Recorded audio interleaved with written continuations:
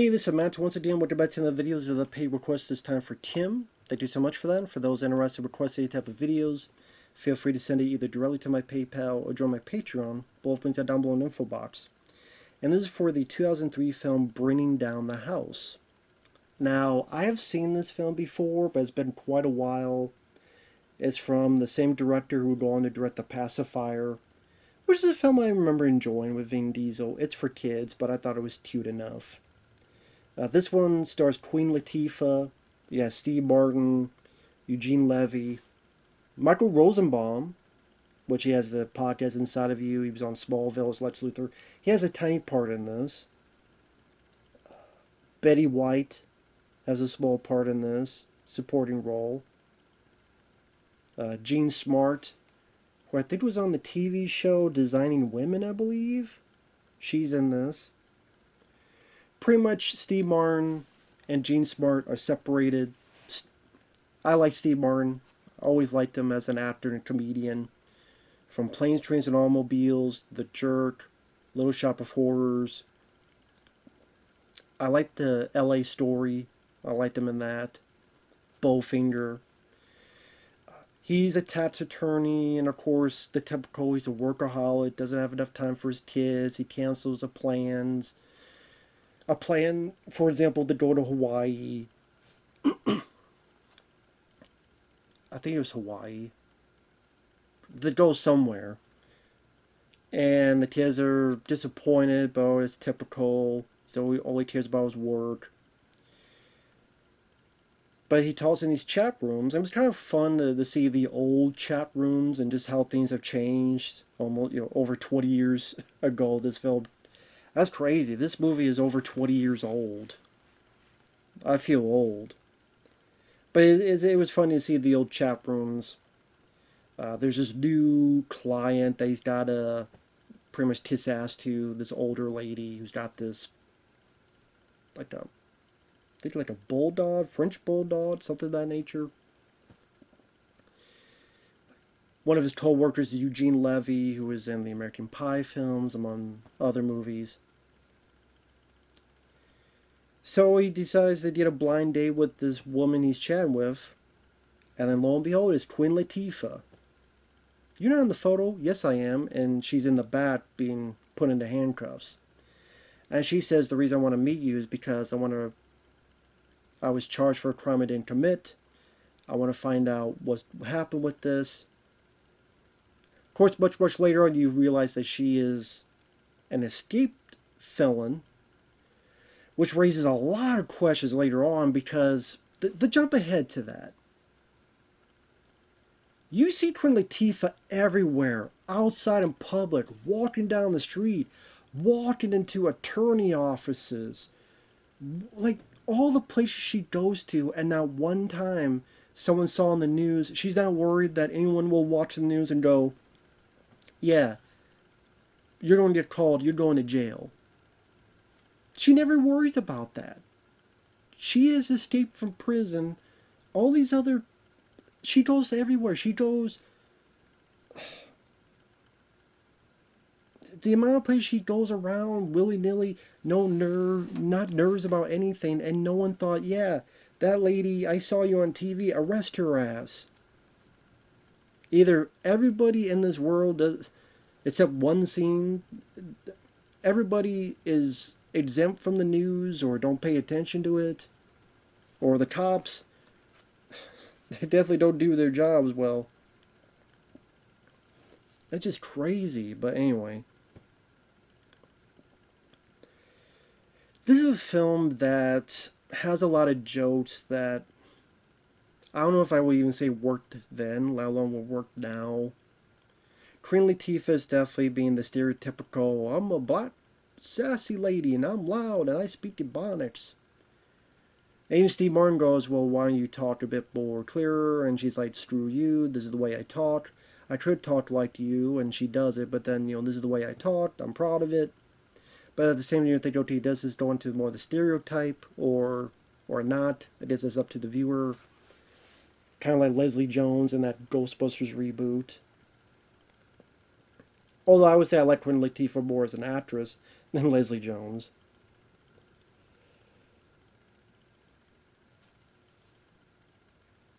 And you have other humor, like Betty White is clearly racist.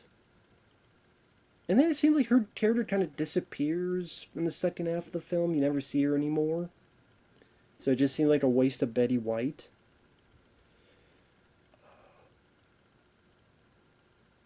Queen Latifah, Steve Martin gets her out of his house, but then she'll do stuff like she'll invite a party.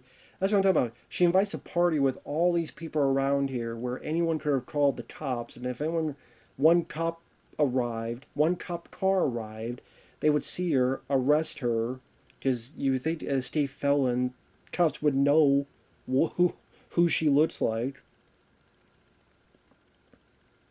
It's one of those things I'm watching it, and I like Steve Martin. It's trying to be a lighthearted affair, so it's and it's meant for comedy. It's nothing to get that bent out of shape over. But I didn't really find much that hilarious about it either.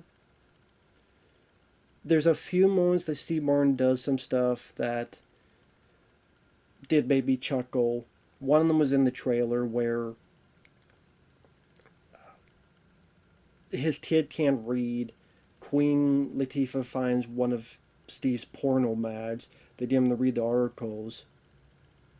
Steve Martin gets upset about that, and the kid goes, "What's Iraq?" "It's a country." As corny of a joke as that is, I did enjoy that. Queen Latifah, at least, yeah, she's being the stereotypical, but then she's not that bad of an actress in terms of compared to a lot of other actresses. She definitely has a toughness to her that works well in films like Set It Up, and among other movies. I'll definitely watch this over Taxi that she did with, what was it, Jimmy Fallon, was it? Definitely watch this over that. One of the Jimmys. Eugene Levy, it's nice to see him in there. Pretty much he's a guy that loves women like Queen Latifah, so when he first sees her, you hear the song Jungle Love. My Jungle Love. Ooh-wee, ooh-wee, ooh. Which I always remember from Jay and Silent Bob Strike Back. Which I think, of course, was... I forget the damn name of the band. I think they were they in Purple Rain, I think? Because I barely remember Purple Rain. I should just look that up. Because it don't bother me. My Jungle Love. Morris Day and the Time. Although I don't know if this is the version Morris Day's saying, or if it was another version. Because I think there are other people that did sing that song, but...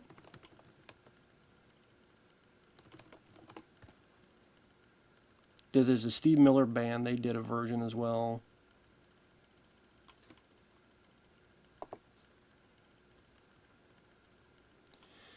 One of the first songs was recorded for the album, being cut in late March during Prince's 1999 tour.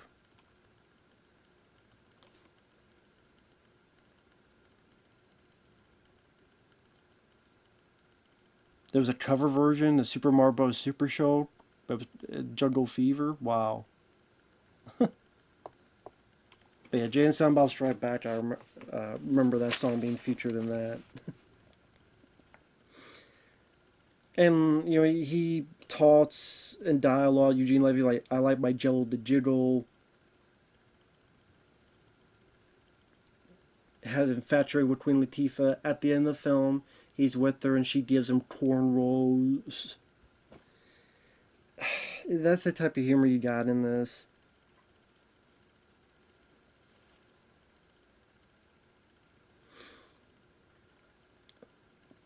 Trying to go against racist tropes. Like when they invite the old woman to this dinner, Queen Latifah has to be cooking and she doesn't like it because it's demeaning. I think there are moments that are funny enough. Missy Pyle, who is Steve Martin's actress's sister. She told shit to Queen Latifah, and they have a fight in the locker room to the song "Simply Irresistible." Ba, da, da, da, da, da, da. Simply Irresistible. That's entertaining enough, goofy, silly enough. Where Missy Powell, she thinks she knows all because she did Tybo. But then Queen Latifah ultimately beats the hell out of her. Steve, when he's trying to be silly, dancing, having fun, drunk dancing with Queen Latifah. Later on, he finds out that Latifah is innocent and has to go in this club undercover. So he's dressed in all these clothes. Kind of trying to be like B-Rad and Malibu's Most Wanted. That J.B. Kennedy did. But this time you have Steve Martin doing it. And the way he talks. It depends how you feel about that type of humor. It could be very cringe. Michael Rosenbaum, he's a guy that is trying to take Steve Martin's job. He's a young up-and-comer. At one point gets knocked the hell out by Latifah. Latifah, Eugene Levy, and that old woman client go to the club, and they force her there by kidnapping her dog. And while she's there, she sees the people and here's a joint. Okay. So old woman getting stoned. Like those are the type of jokes you have. And it's one of those things where this was a big hit when it came out. It made $132 million in the US. $132 million. And you know how sometimes celebrities, they'll say, well, you know what? There are sometimes movies that are hits, but you don't remember anything about them. They don't last the test of time. I think this is one of them. The fact this made over 130 millions. I know there's some people on YouTube, oh, it's so hilarious. I'm not offended by the film. Fuck that shit. I didn't think it was that good of a comedy to begin with. Nowadays, it's more cringe than anything. It seems like a film made by committee. Well, I'm surprised if the film was made today, Kevin Hart would star in it, or it'd be like Kevin Hart and maybe the Steve Martin role, and then I don't know who would be in the. Maybe that one girl who was in 22 Jump Street trying to kiss but not kiss Jonah Hill. Maybe her or somebody else. Melissa McCarthy. There you go. It'd be. Well, she's not really a big thing nowadays, but there would have been a time it'd be like Kevin Hart and Melissa McCarthy. There you go. Bring Down the House 2. Down Under. They moved to Australia and then shenanigans ensue.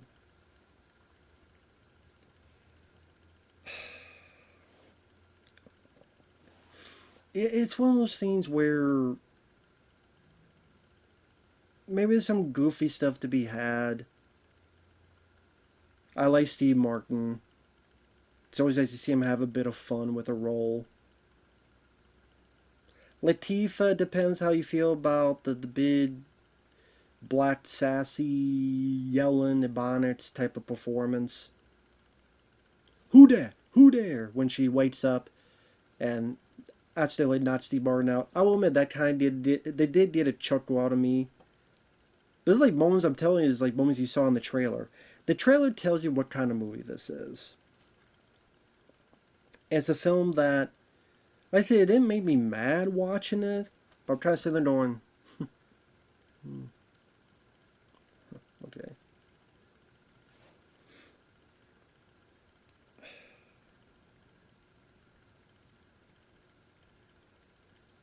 If you want to hear Steve Martin be gangsta and go, what's the dealio? What's up, partner? I guess it could be the movie for you. I mean, I have more fun with Malibu's Most Wanted, to be honest. This is not a stellar comedy. It's not the stellar comedy for Steve Martin fans. Yeah. Although maybe some would say it's one of the better Queen Latifah movies. I don't know.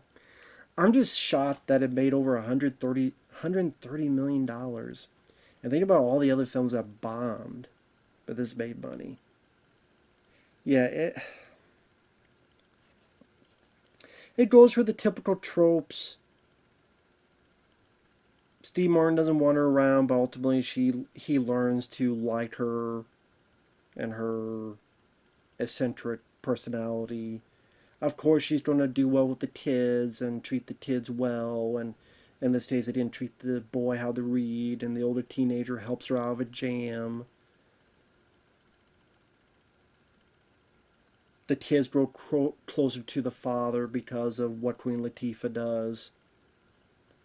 Steve Martin's character changes, decides not to be as much of a workaholic. By the end of the film, him and Eugene Levy quit and form their own firm. You get the idea of Steve Martin and Gene Smart are going to get back together again. So, like I say, it's not one of those films that I hated.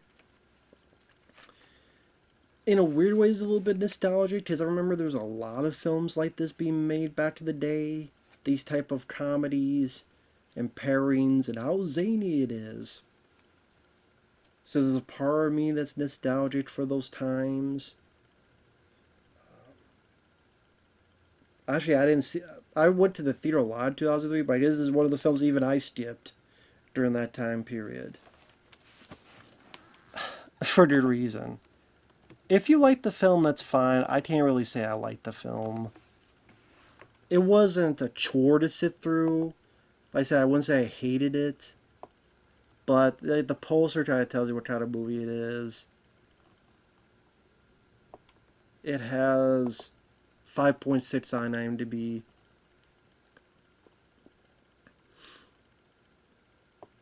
There's just a lot of other comedies I would rather watch over this. I'm kind of curious.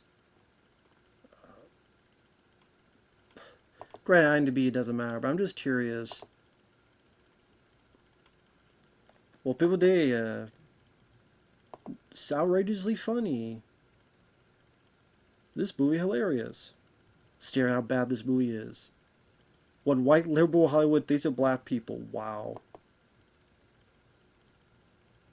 This is one of my favorite movies when I was 12. I'm now 30. While I know times are very different, I try to help but cringe at all the racism. And yeah, I don't know if I call it racism. There was that one single black person in the movie that was portrayed as intelligent, literate, or non-criminal. If you minus Queen Latifah's innocence.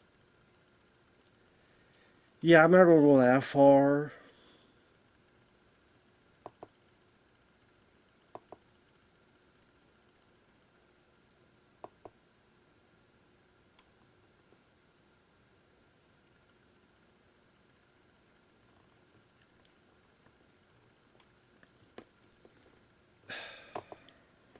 It's one of those films that's hard to review a comedy. Just either you find it funny or you don't find it funny. But I mean, yeah, I'm guessing there are people nowadays like those comments that would find this racist and all this type of stuff. To me, I just find it not that witty, not that clever, formulaic, and other than I did a few bits with Steve Martin, a few bits with Queen Latifah, like the fight cat, the cat fight she has with Missy Pyle. There are little moments of goofy escapism to be had. You know, things work out at the end. That's what I mean. At best, it's a time waster. I think it's harmless because it's just meant to be fun. It's not meant to be political or anything. It's just not something I ever watch again. Again, I know I saw it once back in the day, and seeing it now, I can see why I didn't remember it much back in the day. So, if I watch Steve Martin, I'll watch Bowfinger, Planes, Trains, and Automobiles, L.A. Story, The Jerk, among other stuff. So, and yeah, I think this made more than any of those movies. Go figure. But take that for what you will. We'll see you guys later. Bye-bye.